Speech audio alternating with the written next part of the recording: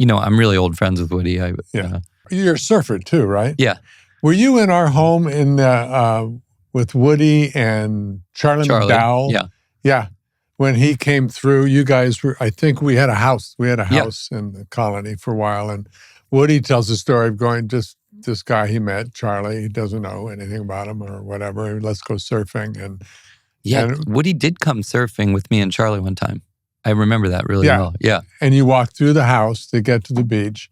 And he's looking at photos going, wait, who the fuck lives here? What is this? That's really I had no fun. idea. Yeah. So you met, how'd you meet Charlie? Charlie McDowell, Mary's surfing. son. Surfing. We met surfing. In the water, surfing? Yeah, I think so. Wow. And we've had really great surfing adventures and hanging out and like flying to somewhere in Tahiti. Yeah. We surfed in Tahiti once. Cloud Break? No, that's Fiji. Fiji. Charlie and I surfed at Chopu, the famous murderously big hard wave, which I can hear people screaming, and catching flack for it. But we had this remarkable experience where we were surfing elsewhere. We were surfing elsewhere along kind of the passes in Tahiti. And the people we were with said, let's go over to Chopu. And we thought, just to watch it, because it's an amazing thing to watch. And they said, no, you guys can go on. And we were like, there's no way. Number one, we would never surf that wave. It's huge. It's a death wave. I mean, it's so, I'm not even remotely, capable of surfing that. Charlie, maybe, but also it's crowded. It's a pro wave. It's like you don't even go in the water. And this Tahitian guy we knew said, no, it's empty. And we said, what are you talking about? And he said, there's a French football match, and everybody just went in to watch it. And we were thinking, like, everybody didn't go in off Chopu. And we go over there on these jets, and there was nobody there. Not a single person was in the water at this most famous of waves. But still, in our minds, we thought, we're still not going on. It doesn't matter. We're not going on it.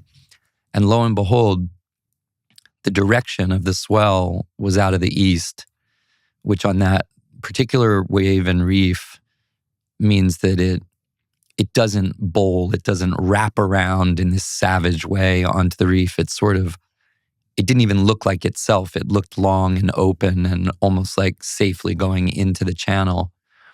And I always remember I was sitting there looking at it like, it actually does look like a wave Charlie and I could surf. It doesn't look like the terrifying thing that I've seen. And we watched it very trepidatiously for a while, and then nervously kind of went out and started sort of, carefully experimenting on the shoulder. And after a while, we surfed it, and for about 40 minutes, Charlie and I were basically by ourselves on this thing. And it's in front of the far peninsula of the island of Tahiti, and it's this gorgeous Jurassic-looking, undeveloped end of the island, and the reef is beautiful, and the wave is beautiful, and a whale came into the channel. Oh my! And I remember Charlie and I sat there, we were looking at each other like, is this happening? Is this? Are we in a simulation? Like what is going on? It was one of those things where you kind of look left and look right and say, how did that happen? Like that there's. And when I say to people like, yeah, I surfed on Chopu once, people, you sound like an idiot. You're like people like, you didn't surf on Chopu. But we had this kind of magical day where it became the gentle version of itself. How did you get out into it? Is it a tow out situation? We went out on jet skis. Yeah, jet skis. No, on jet skis. Yeah. Amazing. But how people are like, say we'll always have Paris. Charlie and I, right. Charlie and I have this thing. Like, I love Charlie, and he's a really good filmmaker and a great guy, but I sometimes look at him like, we do. It was like two guys who went to the moon. It's like, we have that forever. Wait. He didn't tell together, me the story. And he hurt himself. That was the other thing on the coral. On one of the ones, I have a picture of it weirdly, but he fell in a funny way and hurt his like his rib muscles. Recently? No, on that time. Wow. Anyway, Funny. It's funny the way surfing. You do meet. It's only if you meet someone surfing, like you've generally I think you've met them at their best, and they've met you at your best because you're in kind of this Zen state. You're out in a place, you're happy, they're happy. Everybody, there's this kind of equanimity to the whole thing. There's nothing about, I find like it's the great equalizer. No, I don't think anybody gives a shit what anybody else does. Right.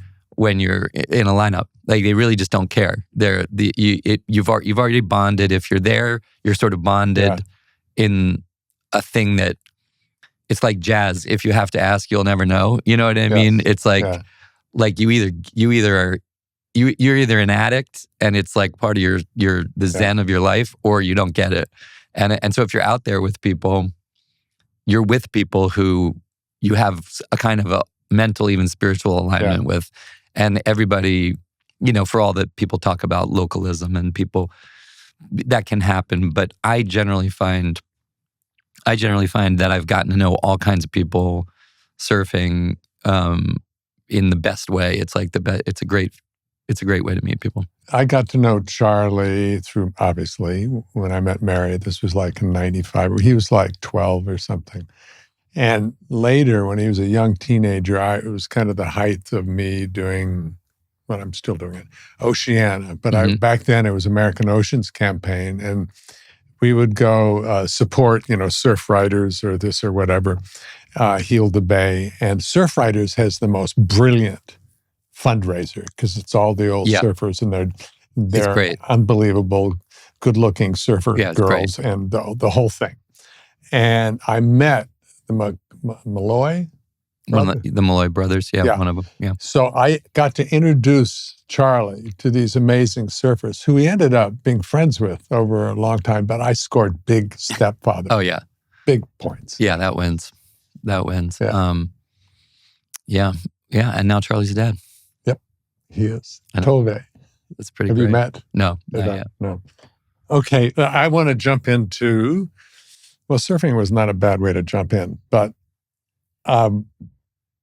we got the link, Mary and I, to The Invite, and we watched it, devoured it 3 nights ago. I know hyperbole, and I want to say nice things about you because you're on my podcast. It is one of the best movies we've ever seen, ever, period. It is brilliant. Thanks. It truly is. Are magnificent. I loved it. You are spectacular. Just tell me the process of it. There's a lot to say. It was full stop one of the most creatively satisfying and just delightful experiences that I've had. I mean, I'd put it up there with the pure creative enjoyment of doing things like Birdman or Fight Club or things I've done where I felt that the collective group was in a zone together, but within the context of feeling like you're sort of operating without a net. You're in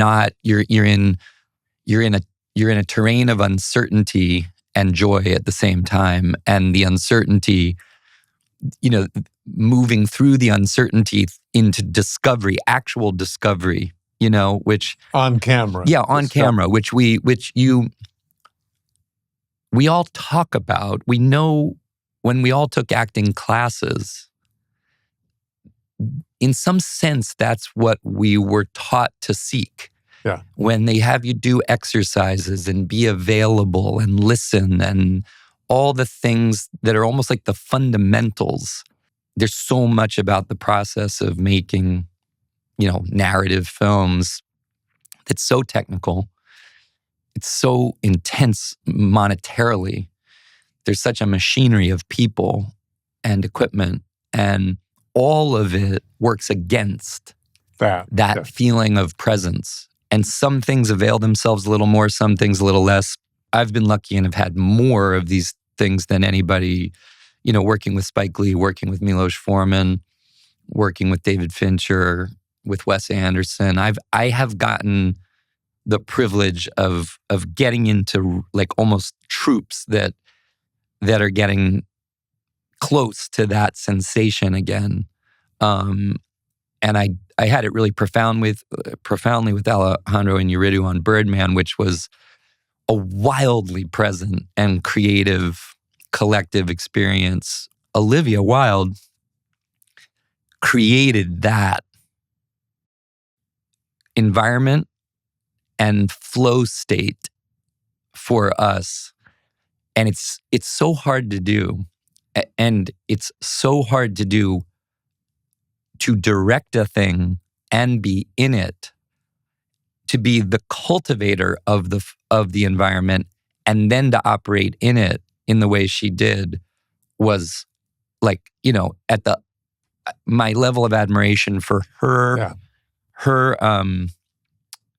don't even know what the right word is, stewardship, leadership, creatively. She married a lot of her own conscientious craft, the way that film is shot on film and compositionally is so beautiful. Yeah. And that's her and Adam. That's a lot of conscientious craft and real thought ahead of time. And yet, she allowed this group to essentially not only bring ourselves into our characters, write our characters in some sense, and create them, but to discover the story as it unfolded by shooting it in sequence in this single set, this single apartment. By going from page one to page end, she allowed a thing to happen that never happens, which is that you could actually decide to change what was going to happen in the next beat on the basis of what actually occurred. Yeah. And it unfolded underneath us. To be the captain of a thing where there's hundreds of people all around and to kind of say to all of the nattering on the edges that like, they're changing it while we're making it. What's going on, And to just go, I know what we're doing, and I know that the four of us know what we're doing, that what we're discovering is real. Yeah.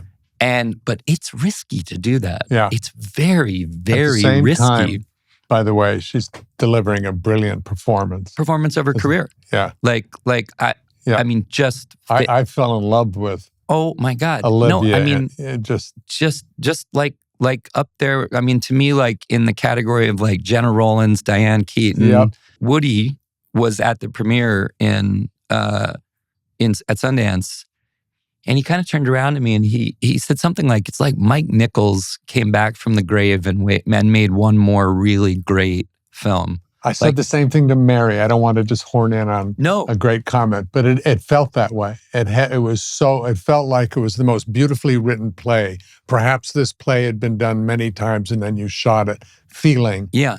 It was just brilliant. And Mike was a friend and mentor of mine in New York in my 20s.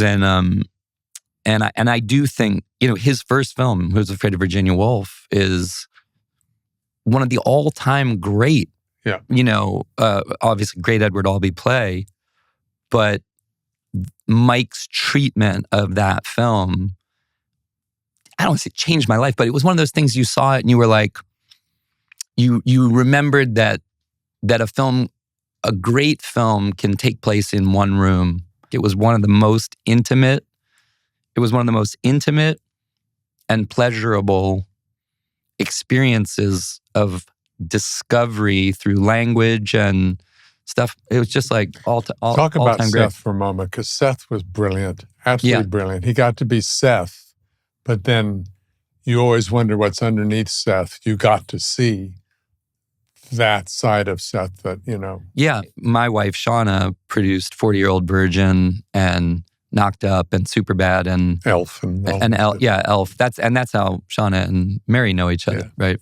She produced Elf and Meet the Parents, and she's the anchorman. she's her run of movies is unparalleled. But but Seth, Seth came up in Shauna's films. I mean, literally, and is a very dear friend of hers, and I've known him through her a lot of that time, and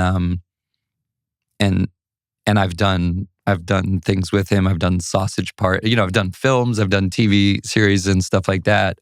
There are moments in the film that you see Seth drop into an adult a place of vulnerability, like of real vulnerability and kind of exposure that's just fantastic. It's like, I don't know who he reminds me of in that film, like Richard Dreyfuss at his very best, in Goodbye Girl, or I don't know. He's wonderful in it, and Penelope. And Penelope's just, I mean, she's she's a force. So good, and together.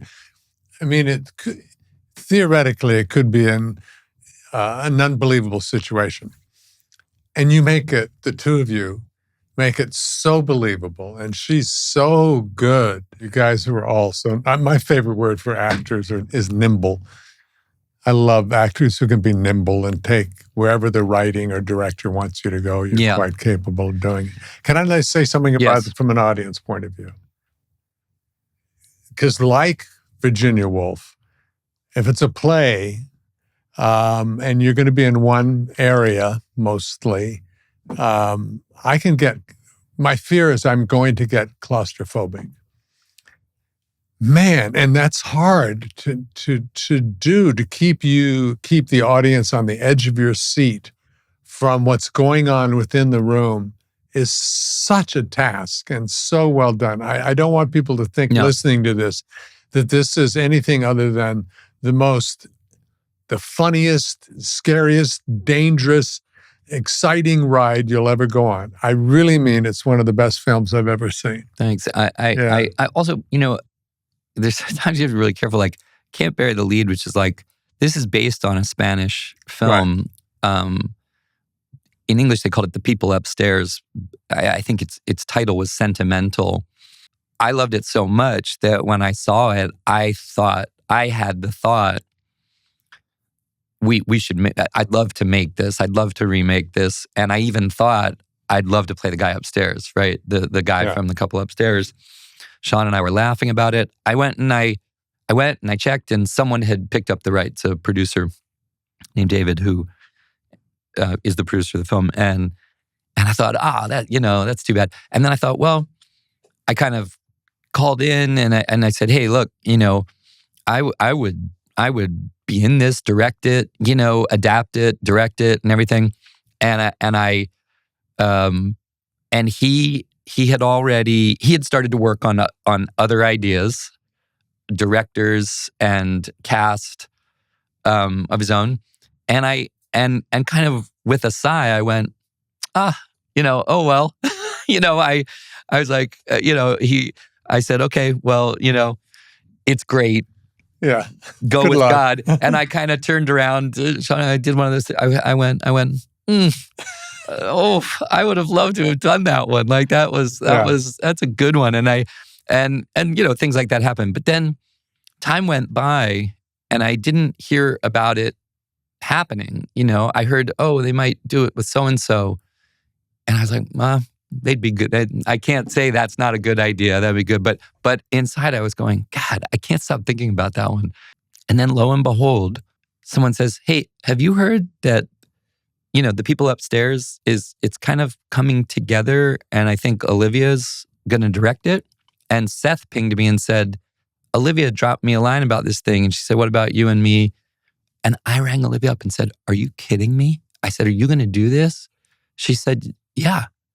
And she said, would you? I said, I'm obsessed with this one. It's been years. I said, I thought it went away. And she goes, let's do it. And I had one of those moments where I went, I can't believe it. Yeah. I can't believe it's come back around, you know? And with Seth and with her, and then Penelope, who I was already friends with too. And I just thought, it's too good to be true. It's kind of why you kind of sometimes just have to go, if it's meant to be, if it's meant to be, it'll happen. And if it's not, and in this case, I think it was. And we went through a funny thing where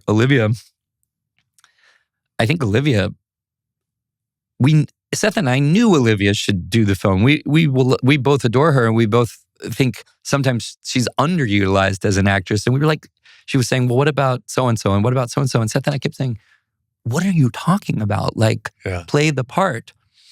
And she had some people whispering in her ear, some stuff that it's like nobody would ever say to Bradley Cooper on Maestro, or me doing Motherless Brooklyn, or Ben Affleck doing Argo, or nobody ever says to a guy, don't act and direct in the thing. But Olivia had some people saying like, "Sweetie, I don't know if you should do both." She won't be called Sweetie. Yeah, exactly. And Seth and I were saying, that's the stupidest thing we've ever heard. Like, who are you talking to? You're talking to, like, you do it. You're the one.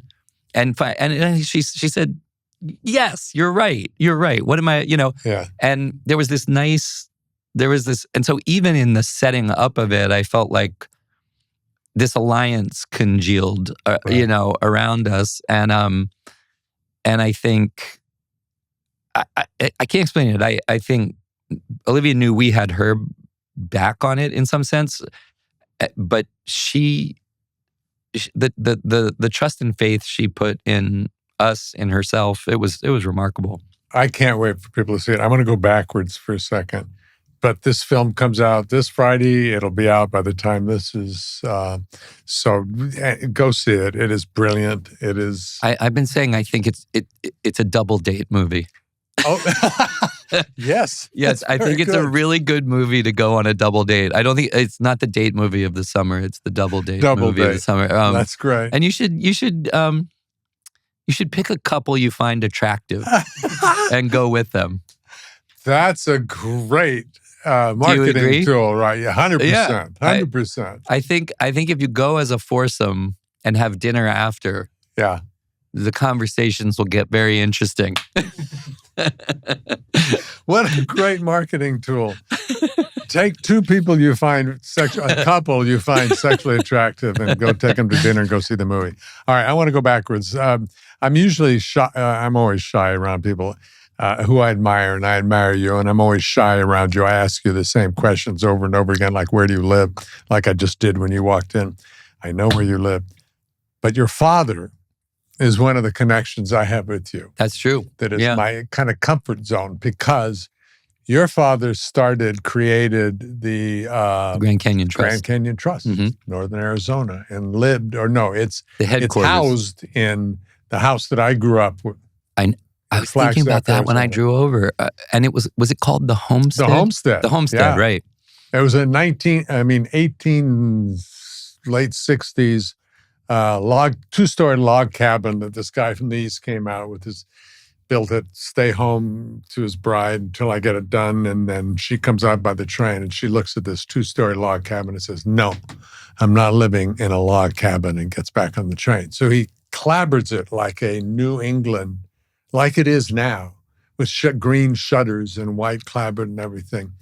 When we got there, we stripped off on the interior all the kind of plaster to reveal these hand-hewn logs that were like this. Anyway, I love that. Is your dad still there doing that as well? My dad is a legend in the American conservation movement, organization. He was a U.S. attorney when I was growing up in the 70s, and he litigated and was head of public policy at the Wilderness Society, then founded the Grand Canyon Trust with people like Bruce Babbitt and the Udall brothers and a number of others to be this great regional advocacy organization for the Colorado Plateau, the whole Colorado Plateau. He started the Nature Conservancy's China Country program and ran their Asia Pacific programs out of Indonesia.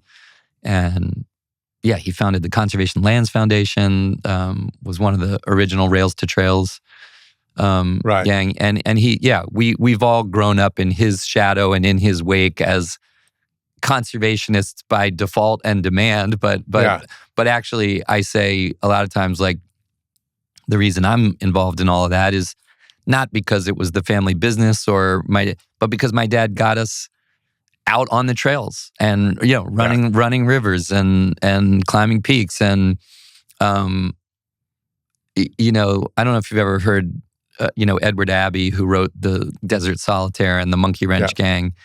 Ed Abbey gave this speech once that I think about a lot, and it fits my dad really well.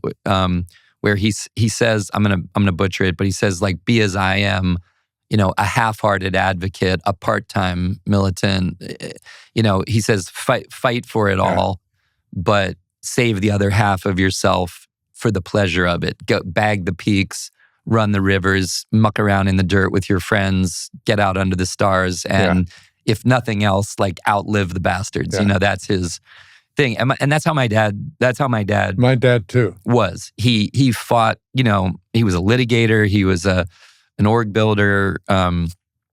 He has fought for the American conservation movement, for the conservation of landscapes, places, biodiversity, all of it. But he scuba dives, he hikes, he it's hard to keep up with him.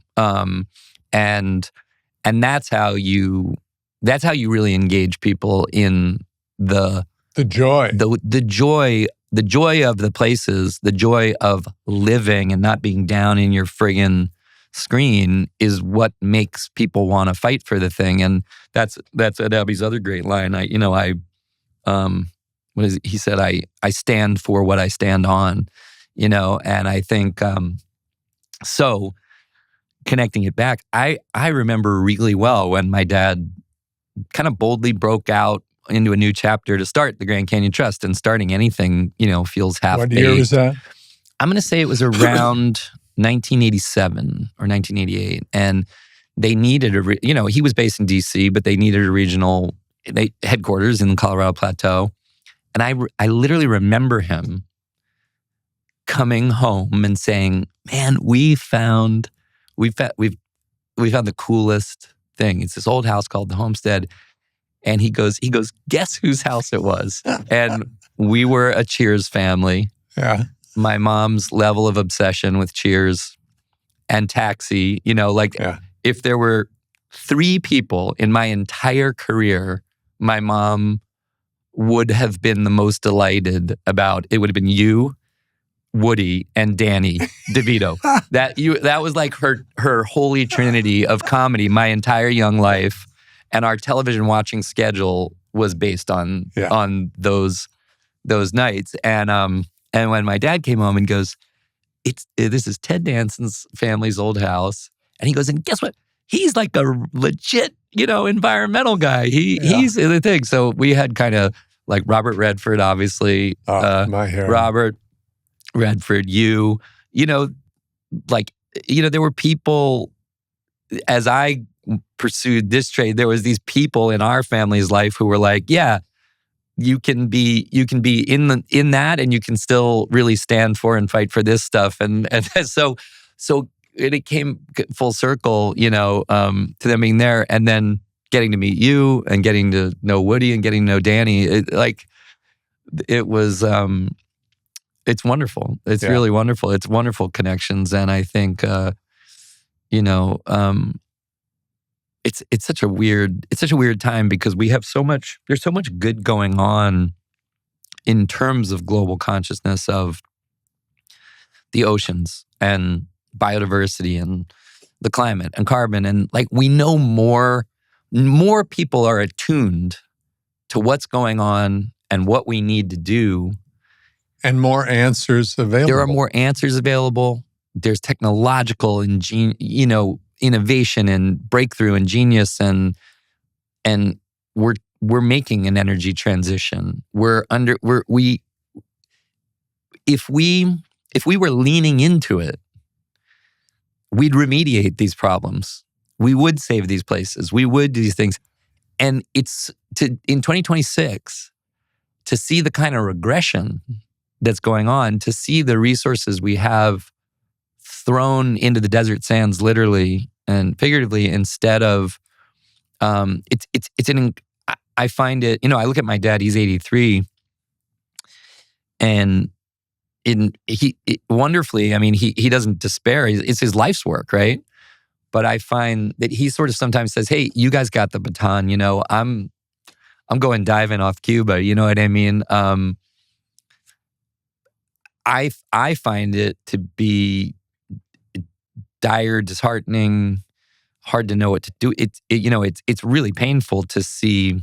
Yeah. It's really painful to see regression at the exact moment we can't afford it, but also when in truth, like I think if you think about when you got activated into these ideas compared to now, there's an entire generation of kids who have come up with that value system. Right. There are more young people bought in to sustainability and the idea of protecting the planet than by a factor of 10,000 than when you were growing up, than when I'm growing up, and yet we've got this short-term attainment and financial maximization, as dry in our culture is making it a run. It shouldn't be such a fight. That's what I feel like is it shouldn't be such a fight. Greed is probably not going to go away in human nature and everything, but there's greed and then there's stupid greed. This is about a few people making a crap load of money, and in doing so, are eradicating all of these businesses that could end up making huge sums of money for more people. The whole spending $1 billion of tax, how many billions, I can't remember, of taxpayers' money to stop a wind farm. Right. And that's 70% that's already completed. Underwritten. Yeah. Yes. Yeah. That's just spite. It's like, I think of like Willy Loman, and like you're selling America's health and future down the river for spite. / your own greed, money from oil. Yes. Two go hand in hand, which is just a shame. Yeah, to serve your masters. Yeah. And in many ways, I hate to say it, but to own the libs, to like sure. No, and we're easy. We're easy. We're so easily offended. I know, but as though in some sense it's not a self-injury. And I think you look at China is on its way to being the first, petro zero economy. I mean, they are going to be the first electro superpower. Which we could have been. Yeah, and absolutely. now we're going to have to buy it from them when this goes away and we come to our senses. We won't have that industry like China does. No, and by the way, it's both sides of the aisle. We have, in the state of California, we have now the most regressive policy toward residential solar, distributed solar collection and storage. We were good for a minute. But even under Gavin Newsom, the CPUC has allowed PG&E and SoCal Edison to push California into the most regressive policy toward distributed solar and energy. They do not want people off the crack pipe of their product. They do not want people collecting energy behind the meter. And this is a state that should be energy independent. I mean, this is a state that should have gigawatts of residential distributed solar, but we are shackled to these utility cartels, and we allow them to write our state policy.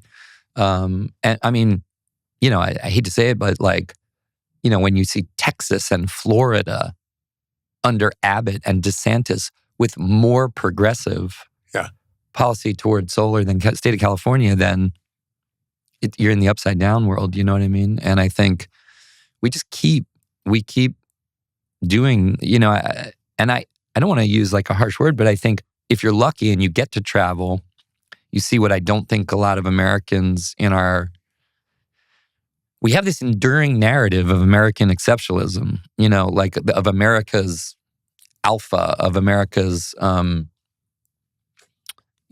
cultural superiority or and the qualities.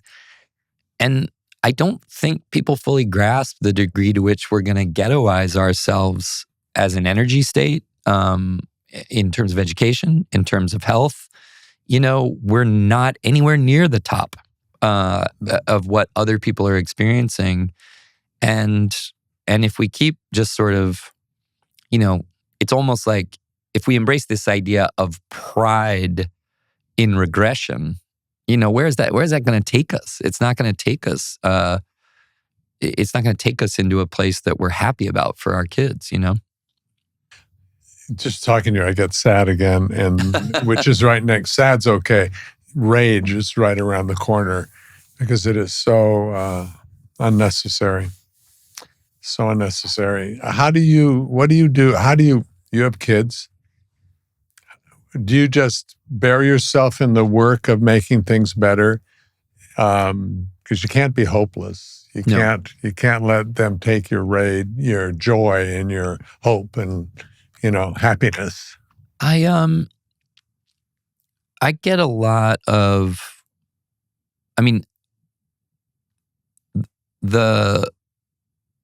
the painful thing and the really psychologically difficult thing about the age that we live in is, you have just total information awareness, right? So, and I've mentioned this before, but I think on the one hand, it's good to know.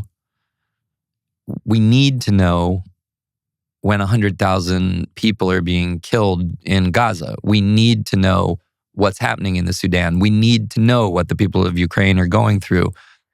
You don't want to not know about the profound suffering, humanitarian catastrophes, the injustices, the genocides, the war crimes. You don't not want to know that we dropped a bomb on a school full of Iranian schoolgirls. You have to live in truth, as Václav Havel said. But how can any one person do anything about all of that? What are you supposed to do with all of it? And I was talking about this with Mark Ruffalo recently, who's a passionate advocate for things. Javier Bardem, people I really align with and admire for the ferocity of their of not just their advocacy, but their determination to name what's happening and to protest it.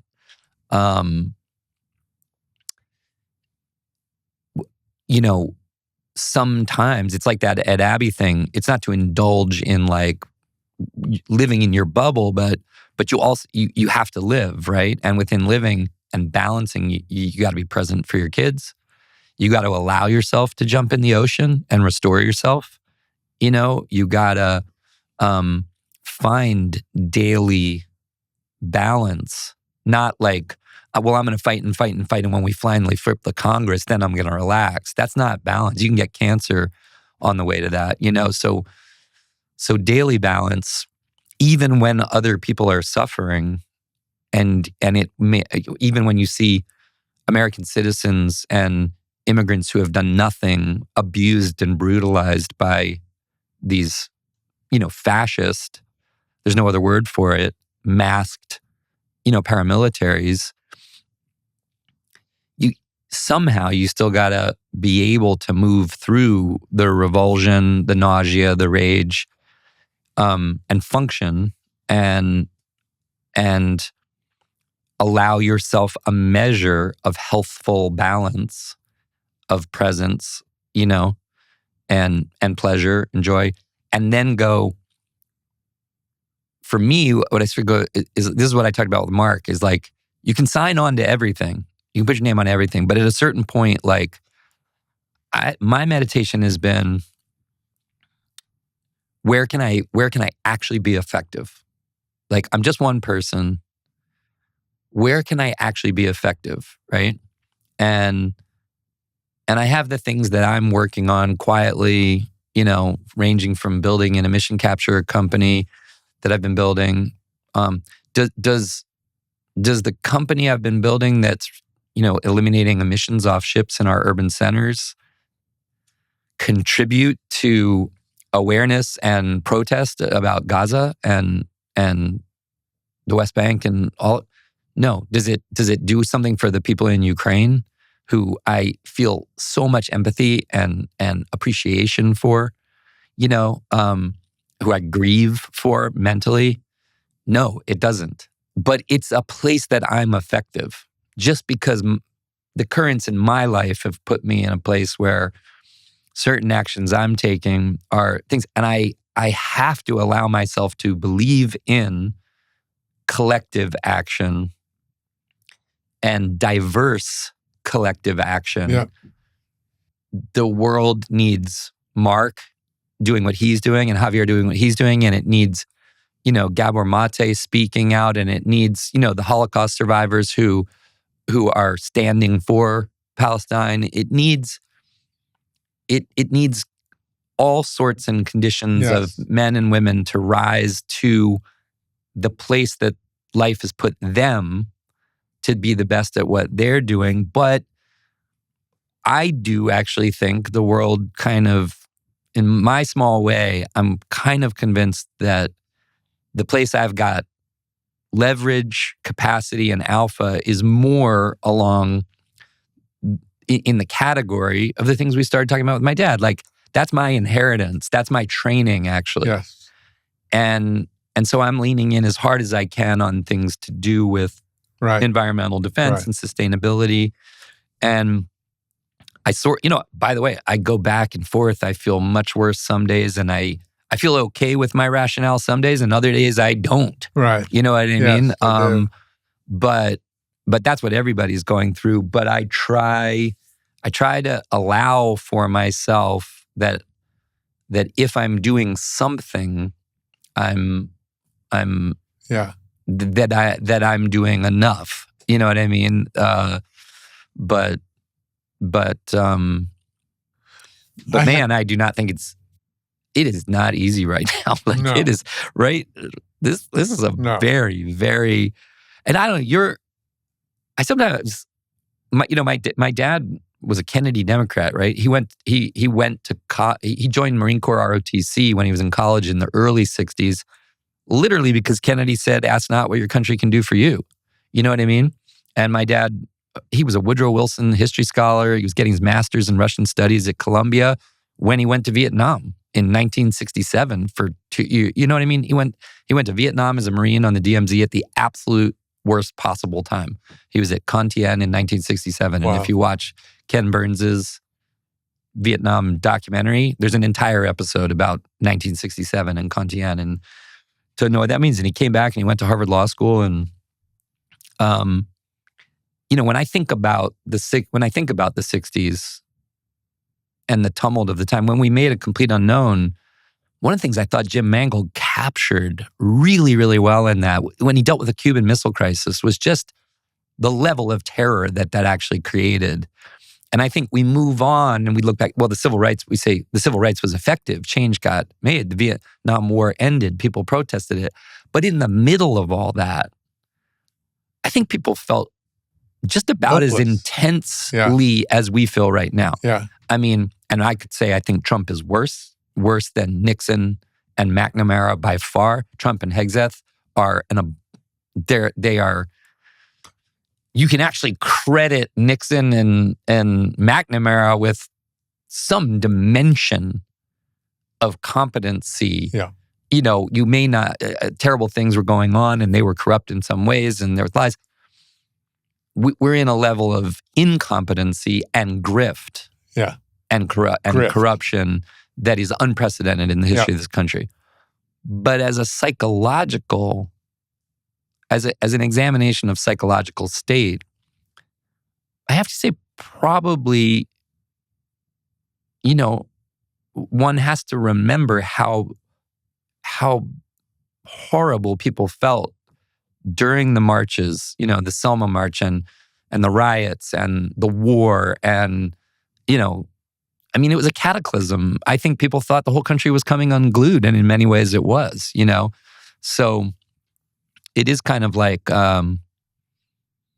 Steve Colbert and I talked about this on his show the other day. We were talking about Walt Whitman and the idea of Thoreau, and the way that Whitman talks about how, like, I'm looking forward to you 100 years hence, 200 years hence, and the dark days fell on me too. The horrors of fratricidal war, those were known to me too, and I think, I don't know why there's comfort in that. Like, to me, that he lived through this. Walt Whitman was a nurse in the Civil War. I didn't know that. He literally cut people's. He carried people from the battlefield, and while they were being amputated without things, he literally lived the Civil War and saw it rip apart the country and all of it. And it is, the only thing the reason I think this is what Stephen and I were talking about on his show. Like, it's like you say, well, why is there comfort in acknowledging that Walt Whitman's time in the 60s and now there might have been an equivalence, that it's not worse than it was then or was then. Maybe it's because you can acknowledge that it was survived, that people got through it, that there was still, people were still able to rise back into the better angels of their nature, or recover, and some sort of progress was achieved, but I don't think any generation, I mean, when I look at my own kids, who we relentlessly do not put them on phones, and certainly not on fucking Snapchat, which, there's a special circle in hell for what those apps are doing to young people's minds. And I think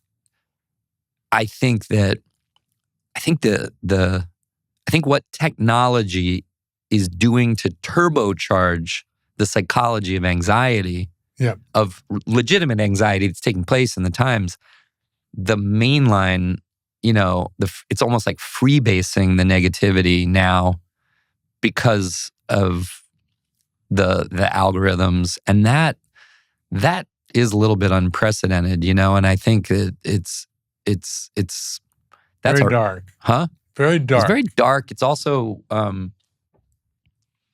don't think it's just delete ChatGPT. I think we need a real collective, somehow a collective determination to at least get our kids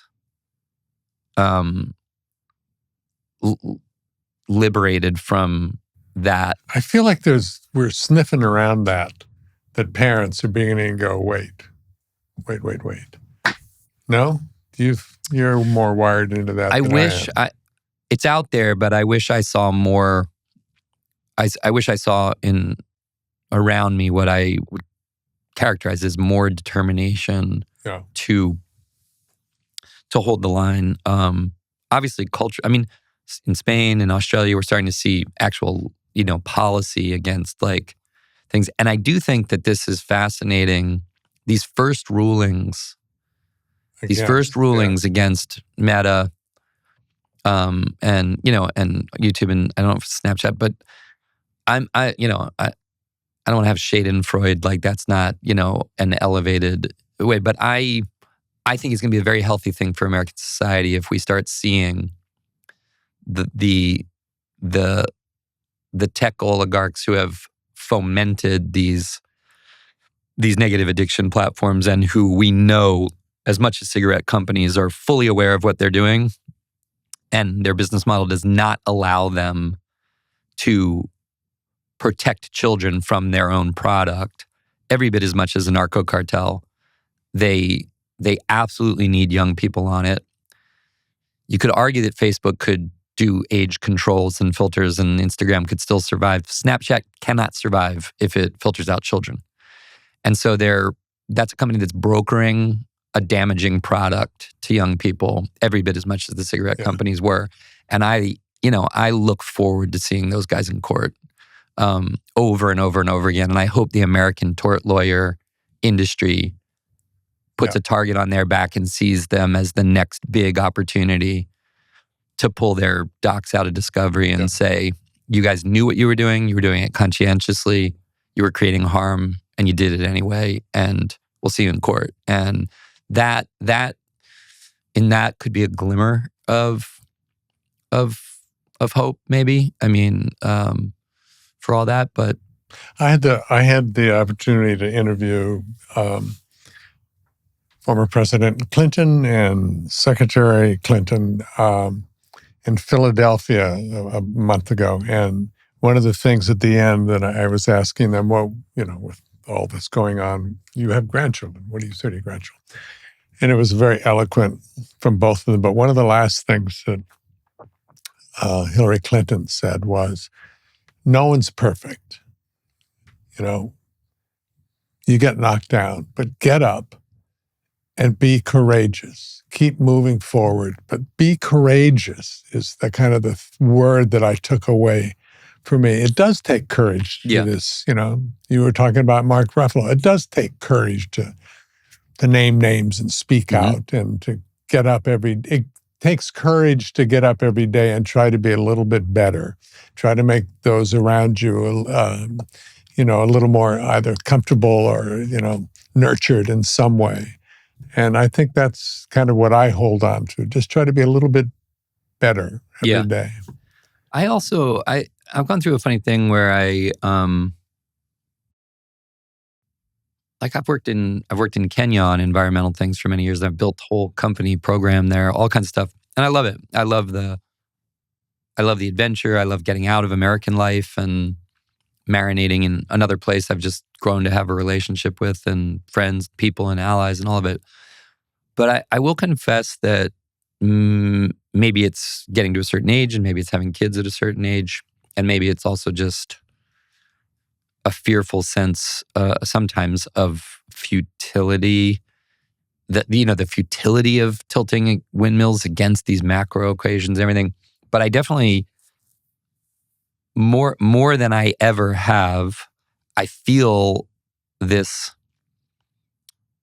like gravitational pull toward localism, to people close to me, that like having a positive impact on, not just in the sense of kindness or generosity, but just being really attuned to like, what can I do just in my own near orbit, more in my own community. And I think it's funny, I was with Sean Penn the other day. Sean, I love the way Sean lives his life and conducts himself in the world, because he's a great artist. And Sean and I both knew Marlon Brando. We were friends with Marlon in the later of his life. And Marlon, one of the things I found really sad about Marlon, if you looked at the course of his life and career, is that Marlon was a real activist. Marlon, he was one of the earliest white artists, like along with Pete Seeger, by the way, to really show up and stand up for, not just in the civil rights movement, but for the Native American movement. And he spoke out. He did things that people thought were, shameful at the time. He had Sacheen Littlefeather accept his Oscar for the thing. And he, but when you look back at Marlon, he had an enormous amount of courage. He was very blunt about the injustices that he saw. And so I really admire that about him. But in a weird way, Marlon really suffered from fame in a way that made him break faith with his art. He disparaged. Right. He was made very uncomfortable by the fame, and it's not just that he felt the fraudulence of too much attention relative to the people he admired, which were Miles Davis and, Bob Dylan and artists, and as he said, ditch diggers. He was like, I admire a ditch digger more than I admire an actor. But that was, I feel like, his defensive response to feeling,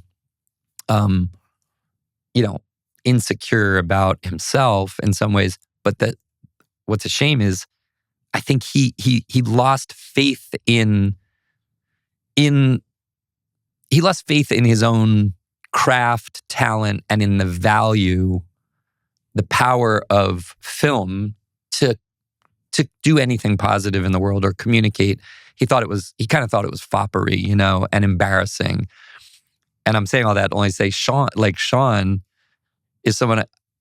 What I love about Sean that actually kind of renews me sometimes is like who's more out in the world as an artist, like we talked about Mark, or like people I really admire. Sean's absolutely, he's built a whole relief organization, CORE, that is an incredible organization. The things they do for people in desperation. Amazing, this thing he's built, right? And he gets out after stuff. But Sean will like turn around, and then when he feels it, he does his work, Yeah. and he never takes it for granted. I was talking to him the other day about, doing one battle after another, and he just said the whole thing put him on cloud nine. He felt so privileged. He was laughing, and to me, like, I look at him and I kind of go, that's where I want to be. Yeah. I don't have to do it all the time, but I don't want to break faith with it either. When the invite comes along, I want to relish it. And I know it's not the most important thing in the world, but I think people will see themselves in it. I think people will see themselves in that film. Yeah. You know what I mean? Yeah. And get something out of it. Yeah. It's pretty provocative. It does. It's gonna make some people laugh a lot and then have a little bit of a tear and a tear in their heart about where they might see themselves reflected in that, and what are they going to do about it, But Sean and I were kind of talking about the same. He's done very far-flung stuff, and he was like, man, I just want to deal with, I want to focus on 8 people instead of like 80,000, And I relate to that kind of. I think sometimes you can get tactile evidence that you can positively affect someone else when it's like. And there's a difference between charity, writing checks, which is necessary, and organizations that are doing amazing things depend on it and all of that. But there's a difference between that and working with 8 people, living with 8 people, going fishing with 8 people. Yeah. I don't know what your experience was. I've like based my life in New York for like over 30 years, but we have a life now out here too. And we were here during the fires, and it was funny. I remember at the Golden Globes that year, of all things, like we were sitting next to Selena Gomez and Benny Blanco, because Selena had that great, Emilia Perez film or whatever. Right. And we were all we just happened to be sitting next to each other, so we were talking, and they had a place in Malibu, and we had come from Malibu and stuff like that. And, and 48 hours later, they were living on a beach we used to live on. And 48 hours later, that whole beach was gone. Like Las Flores Beach, most of it was burned. And I think the fires were a really interesting psychological experience out here too, because, man, I mean, you talk about just needing to just go, what do you do for your community? What do you do for your community when it literally gets immolated, and when and you realize in that moment, you're like, the big stuff, the far-flung stuff, it doesn't matter. It's like how are you gonna get people what they need, right on the street you drive your kid to school on, like every day. I mean, and I think a lot of people went through that experience, and in a weird way too, it also makes you realize, like, when it's happening, like the people in Ukraine are going through what they're going through, and I can only imagine. I know enough people to know that in some sense it's like, is the world aware of what the hell is going on here? Do they understand what we're going through? And imagine people in Gaza, just literally saying, like, how can this be happening? Like, what is anyone gonna do anything? When the fires went down, one of the things that made me realize is we have friends all over the world, and people are saying, "Oh, it looks really bad. Is it bad?" And you kind of almost touch yourself. It's like it's not really bad. It's atomic. It's all gone. It's like you don't understand the scale of what's gone on here. You didn't even have to go around the world to find that. There was different parts of town. True. Rightfully so, went on with their lives. But then you'd look over your shoulder and go, oh my God. Yeah. But, and in a weird way, there's a real yin and yang in it, right? Because you sort of realize, whoa, it's not that people aren't empathetic, but their capacity in their own daily life to absorb your disruption is really limited. Yeah. And like you said, it's not like we empathize with what we see going on in these places, but we still get up and take a shower and brush our teeth and we move on. We're doing our thing, and we're kind of thanking God that the dark angel has not touched us, right? But then the fires hit here, and it's your turn in the barrel, right? Or it's your turn in the cataclysm, and you realize, oh, I can't really rely. We have to rely on each other. It's only the people who are actually going through it who can ever really articulate how bad it is or how again is in you. And it's kind of funny, isn't it? Because it does two separate things. On the one hand, you become aware that like, wow, other people, the people who I sort of observe from a distance, and I sympathize, and you do what you can. You write a check in to GoFundMe for the people in the Texas floods, or you do what you can, but you can't actually fully absorb the crisis, and in a way, communities end up having to take care of themselves. You know what I mean? You mentioned some of your heroes. You're right up there for me. You really are. I love.